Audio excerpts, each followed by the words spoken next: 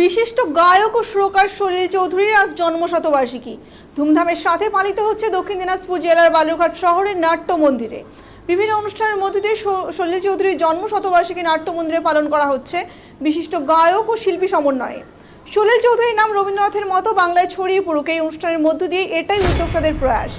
উদ্যোক্তাদের বক্তব্য, জেলায় এই উৎসব জেলা থেকে শুরু করে রাজ্য স্তরে নিয়ে সেখানে নতুন প্রতিভাকে তুলে আনা, সেই জন্যই তাদের এই প্রয়াস। সাথে রবীন্দ্রনাথের গান থেকে শুরু করে সকল জিনিস যেমন মানুষের ঘরে ঘরে পৌঁছে গিয়েছে, তেমনই সলিল সঙ্গীত মানুষের ঘরে ঘরে পৌঁছে যাক, এটাই আমাদের কাম্য।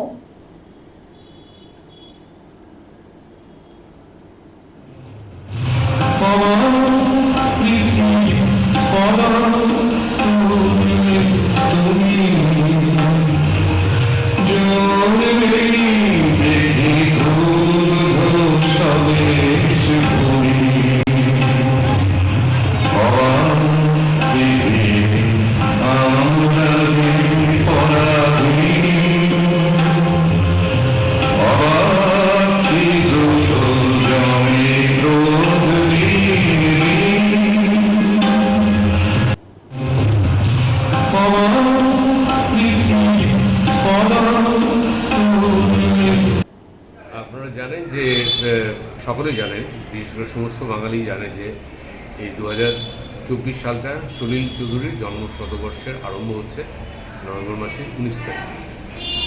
তো আমরা সারা পশ্চিমবাংলা জুড়ে একটা সলিল চৌধুরীর জন্ম শতবর্ষ উদযাপনের জন্যে 1 বছর আগের থেকেই প্রস্তুতি শুরু করেছি এবং সেই তার মধ্যে কল্যাণ সেন বরাট, হিরণময় ঘোষাল এদের নেতৃত্বে জেলায় জেলায় আমরা বিরাট কমিটি তৈরি করেছি সংস্কৃতি অঙ্গনের সমস্ত মানুষদেরকে নিয়ে, যারা নাটক করেন, গান করেন, আবৃত্তি করেন, এই ধরনের সমস্ত মানুষ যারা সাংস্কৃতিক সংগঠন করেন। এবং এই উদযাপনের মধ্যে অনেক কিছু হচ্ছে, যেমন আলোচনা সভা হচ্ছে, আলোচনা চক্র, বইয়ের প্রকাশনা, নাটক কম্পিটিশন, গানের কম্পিটিশন, নাচের কম্পিটিশন, আবৃত্তির কম্পিটিশন, ফিল্ম তৈরির কম্পিটিশন, অর্কেস্ট্রেশনের কম্পিটিশন, প্রবন্ধ প্রতিযোগিতা এবং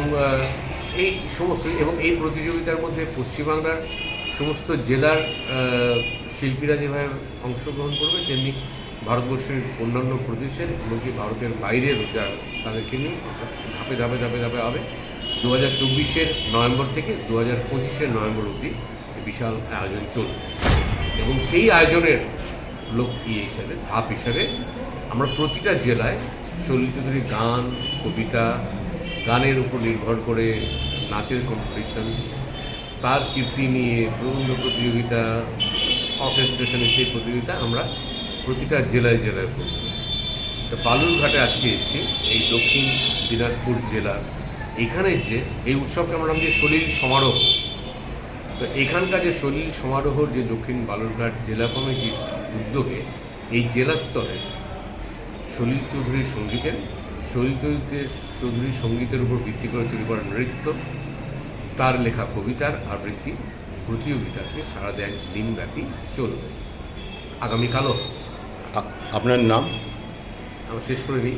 তারপরে হচ্ছে যে এই প্রতিযোগিতায় যারা প্রথম এবং দ্বিতীয় স্থান অধিকার করবে, তারা কলকাতায় যে 25 সালে এটা অনুষ্ঠিত হবে সারা রাজ্যের কেন্দ্রীয় প্রতিযোগিতা, তারা সেখানে অংশগ্রহণ করবে এবং সেই প্রতিযোগিতায় যারা প্রথম দ্বিতীয় স্থান অধিকার করবে, তারা শেষ যে উৎসব হবে সেই উৎসবে তারা অংশ নেবে। অর্থাৎ আমরা জেলা থেকে রাজ্য অবধি এই প্রতিযোগিতার মাধ্যমে নতুন নতুন শিল্পীদেরকে তুলে ধরতে। তা আমরা চাইছি রবীন্দ্রনাথের পর বাংলা গানের ক্ষেত্রে সবচেয়ে বড় উজ্জ্বল জ্যোতিষ করছেন সলিল চৌধুরী, যিনি বাংলা গানের একদম পথ বদল করে দিয়েছেন। এবং তার গানের কথায়, সুরে, যেমন রবীন্দ্রনাথের পর বাংলা গানের একটা বদল এসেছিল সকলের মধ্যে, সলিল চৌধুরীর উপর পুরো বদল এসেছে। কিন্তু আমরা রবীন্দ্রনাথের গানকে যেমন রবীন্দ্রসঙ্গীত বলে লোকের কাছে পরিচিত করে ঘরে ঘরে পৌঁছে গেছে, সেটা আমরা সলিল চৌধুরীর ক্ষেত্রে করতে পারি না। রবীন্দ্রনাথের ক্ষেত্রে রবীন্দ্র জন্ম শতবর্ষ 1961 সালে ব্যাপকভাবে উদযাপনের মধ্য দিয়ে রবীন্দ্রনাথের গান বাঙালির ঘরে ঘরে পৌঁছেছে।